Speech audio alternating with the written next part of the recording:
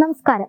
ബംഗ്ലാദേശിലെ ഇന്ത്യൻ ടെലിവിഷനുകൾ ഹിന്ദു പീഡനം തുടർച്ചയായി കാണിക്കുന്നതിലും ത്രിപുരയിലെ ബംഗ്ലാദേശ് ഹൈക്കമ്മീഷൻ ഓഫീസിലേക്ക് ഇന്ത്യക്കാർ പ്രതിഷേധ പ്രകടനം നടത്തിയതിലും ദേശാഭിമാനിക്ക് അസഹ്യത. ഇന്ത്യയിൽ സമാധാനത്തിന് പേരുകേട്ട ഹരേ കൃഷ്ണ പ്രസ്ഥാനമാണ് ഇസ്കോൺ. അവിടുത്തെ സന്യാസിമാരെ പ്രകോപനമില്ലാതെ അറസ്റ്റ് ചെയ്ത് ബംഗ്ലാദേശ് ജയിലിലടയ്ക്കുകയാണ്. ഇതിൽ ഒരു സന്യാസിയായ ചിന്മയ് കൃഷ്ണദാസിന്റെ ജാമ്യാപേക്ഷയിൽ വാദിക്കേണ്ട വക്കീലിനെ വരെ ജമാഅത്തെ ഇസ്ലാമിയുടെ ഗുണ്ടകൾ തല്ലി അവശനാക്കി. ഇദ്ദേഹം ആശുപത്രിയിലായതിനാൽ ചിന്മയ് കൃഷ്ണദാസിന്റെ ജാമ്യത്തിന് വേണ്ടി കോടതിയിൽ വാദിക്കാൻ അഭിഭാഷകൻ എത്താൻ കഴിഞ്ഞില്ല. ഇതൊന്നും ദേശാഭിമാനിയുടെ പ്രശ്നമേ അല്ല. ബംഗ്ലാദേശിൽ തുടർച്ചയായി ഹിന്ദു ക്ഷേത്രങ്ങൾ ആക്രമിക്കപ്പെടുന്നതും അവിടെ ഹിന്ദുക്കളെ ക്രൂരമായി ഉപദ്രവിക്കുന്നതും ഒന്നും ദേശാഭിമാനി പത്രത്തിന് പ്രശ്നമേ അല്ല. അവർക്ക് പ്രശ്നം അവിടുത്തെ ഹിന്ദു പീഡനങ്ങൾ മുഴുവൻ ഇന്ത്യൻ ടെലിവിഷനുകൾ അവിടെ കാണിക്കുന്നതിലാണ്. പ്രകോപനപരമായ ഉള്ളടക്കം നൽകുന്ന ഇന്ത്യൻ TV ചാനലുകൾ നിരോധിക്കണമെന്ന് ബംഗ്ലാദേശ് ഹൈക്കോടതിയിൽ ഹർജി നൽകിയതിനെ പിന്തുണയ്ക്കുകയാണ് ദേശാഭിമാനി. ഈ കാര്യം ചൂണ്ടിക്കാട്ടിയാണ് ഇപ്പോൾ സമൂഹ മാധ്യമങ്ങളിൽ ഉൾപ്പെടെ ചർച്ച നടക്കുന്നത്.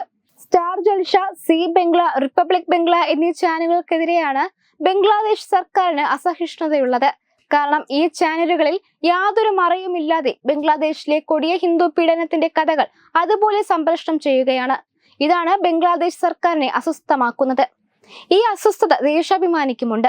ഇന്ത്യൻ ചാനലുകളിൽ പ്രകോപനപരമായ വാർത്തകൾ സംപ്രേഷണം ചെയ്യുന്നുണ്ടെന്നും ബംഗ്ലാദേശ് സംസ്കാരത്തെ എതിർക്കുന്ന ഉള്ളടക്കത്തിന്റെ അനിയന്ത്രിതമായ സംരക്ഷണം യുവതീ യുവാക്കളെ നാശത്തിലേക്ക് നയിക്കുന്നുവെന്നും ഹർജിയിൽ ആരോപിക്കുന്നുവെന്ന കാര്യം ദേശാഭിമാനി വാർത്തയിൽ ഊന്നി പറയുന്നുണ്ട്.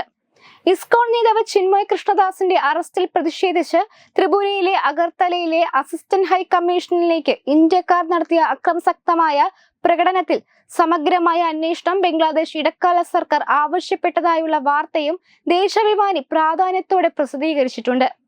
ഇന്ത്യയിലെ ന്യൂനപക്ഷങ്ങളെ മോദി സർക്കാർ പീഡിപ്പിക്കുന്നു എന്ന ഇല്ലാക്കഥ പ്രചരിപ്പിക്കാൻ എത്രയോ കോളങ്ങൾ നീക്കിവെക്കുന്ന ദേശാഭിമാനി പത്രം ബംഗ്ലാദേശിലെ ഹിന്ദു സന്യാസിമാരും ഹിന്ദു സമുദായവും നേരിടുന്ന കൊടിയ പീഡനത്തെക്കുറിച്ച് ഒരു വാർത്തയും പ്രസിദ്ധീകരിക്കാൻ തയ്യാറല്ല.